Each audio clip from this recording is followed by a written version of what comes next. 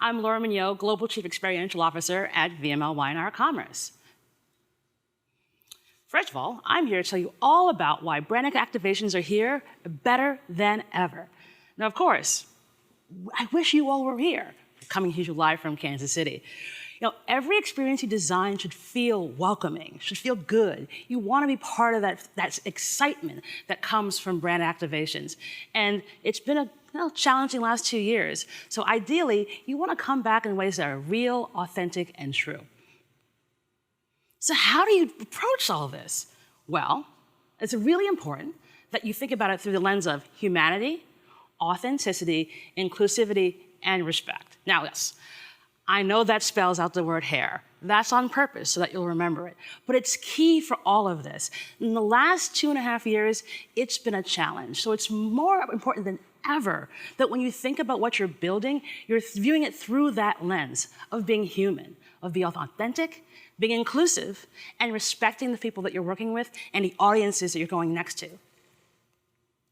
Now, the world has changed. We all know that in the last 2.5 years, it's been a bit challenging. I might not want to go outside. I might not want to hang out with other folks. Like, how do I do that? But as we look at it where we are now in 2022, it's an awesome opportunity to go bigger, bolder, strategic, and really impact in ways that are meaningful, lasting, measurable, and sell. There's no better time to do this. Like, it's not about, oh, well, I want to plan in 18 months and maybe my KPI will tell me I should do it. No, it's about the now. Think about it this way. Think about having those get-togethers with those friends you haven't seen in 2.5 years because we couldn't do that during COVID. You're planning that. You want that to happen right now. It's not something where I'm going to think about, I hope I can do this, but no, I want to wrap my arms around things that mean something to me, that make me feel good, that make me actually want to do things. And so as we look at what you can do from a brand, what you can do from an experience, it's how can I hit this right now?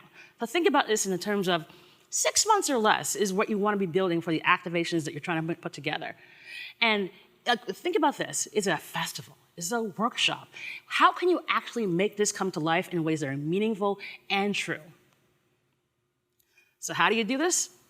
Welcome home. That's what you should be thinking about. Every activation should be welcoming when you walk through the doors, take a trip through the metaverse, whatever it may be, and home so you'll stay. So a really simple way of thinking about this is close your eyes and think about the event you went to that was fantastic. When you walked in, how did you feel? Did you have that kind of welcoming, oh my God, I could stay here forever? That's what you should be thinking about when you're building these experiences. Because when people are at home and they'll stay, guess what they also do? They talk about it. They tweet it. It's your Instagram reel. It's your TikTok video. It's a thing they share in a group chat. That all happens when the experiences you design have that welcome home vibe and spirit. It's that great Maya Angelou quote, you never forget how you made you feel. And so as we're designing and developing them, think about it through that way. Now, how do you do that if you're a brand? Lead with empathy, you lead with culture, and you lead with authenticity. And so I'm going to take you through a few activations that show what this looks like. So first up, how do you lead with empathy? So what you're seeing behind me is a what is your superpower activation that we ran with the Special Olympics back in June.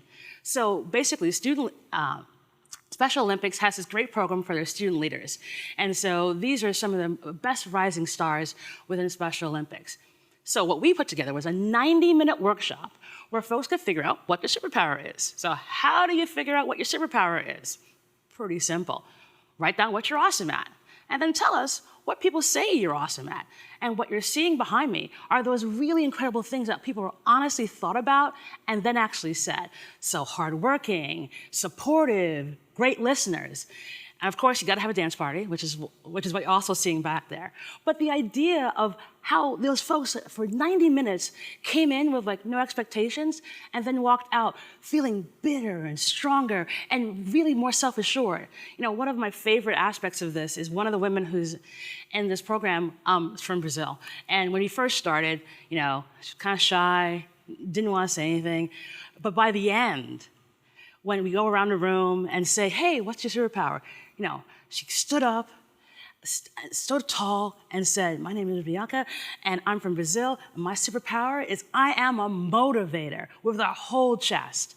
And you think about the impact that this small 90-minute workshop was able to do. That's leading with empathy. Those are the types of programs that you can build that don't take a ton of money.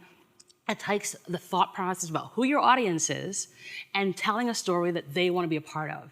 And doing it in a way that you're not going to try too hard, and make it simple. What do we spend on this? Okay, a whiteboard, a few markers. I think I threw on a Beyonce track. That was basically all we needed to do. So again, it's never about having to be big, but how do you lead with empathy? And this is a simple, easy thing that brands can do tomorrow and tell those stories. Next up, Final Four. So you're thinking about how in the world can we now get people to come back to something like the NCAA Final Four? You know, it's been 2.5 years. Crowds may not want to be around them. How do you get families to come back to this? So what we did was we created this really awesome campaign where it enabled us to have folks in 2 cities, Minneapolis and New Orleans, come together for the first time since 2019. And made it simple so every family could feel good about coming to this experience. And the best part about all of this was that we were equitable. So I'm sure you probably heard about the challenges that the NCAAs had last year where the men's and women's locker rooms were drastically different, let's just say that. And so we wanted to make sure that even if our spaces were going to be bigger in one city and smaller than the other, the same vibe, the same spirit, the same goodness that came out of that would be ideal for it. So it worked out fantastically well. We had families doing things with our basketball hoops and photo booths, you name it, it was spectacular. But again, how we do this, we let in with authenticity. We weren't trying to be something it didn't make any sense. We just tried, let's do this story in a way that's beautiful and fun, but also get our brands out there, whether you're a part of the conversation, but it wasn't, again, team two, try too hard. Simple, easy, and by the end of the day, we had fantastic results. And you'll see some of the great conversations that we had. It was a great, great experience. Again, we even put a dome in the middle of New Orleans.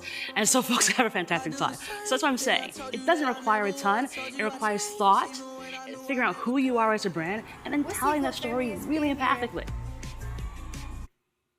And then lastly, so this is one that I absolutely love. This is the Essence Festival. So for you all who are listening who may not know what the Essence Festival is, the Essence Festival is the 5th largest festival in the world, second only to Coachella here in the United States. So again, second only to Coachella. So think about all the brands out there who go to Coachella. Right behind that should be Essence Festival, because it is a spirit of joy, it's fantastic, and it's like the best possible family reunion. So again, similarly, how do you lead with culture? And so for this particular activation, it's like, what can we build that feels good, that feels fantastic, but also, again, taps into who comes to this?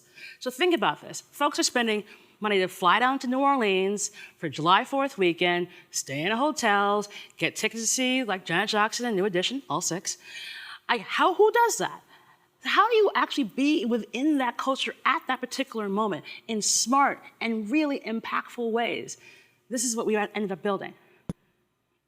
So the cool thing about this, there's about 2,000 people at 10:42 in the morning on a Sunday.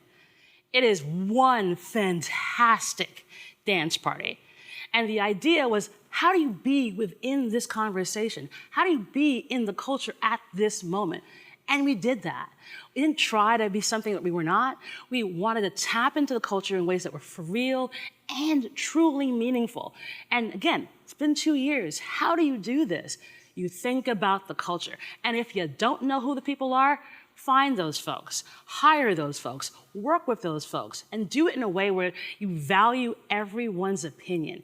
And when you tap into the culture, you will win, you will make your money, you will hit your KPIs. And at the end of the day, you will have people who really, really love and have a great, fantastic spirit for your brand. So when I think about everything with regard to experiential go, think about it this way. Lead with culture, lead with empathy, and lead with authenticity. And you will always, always win the day in experiential.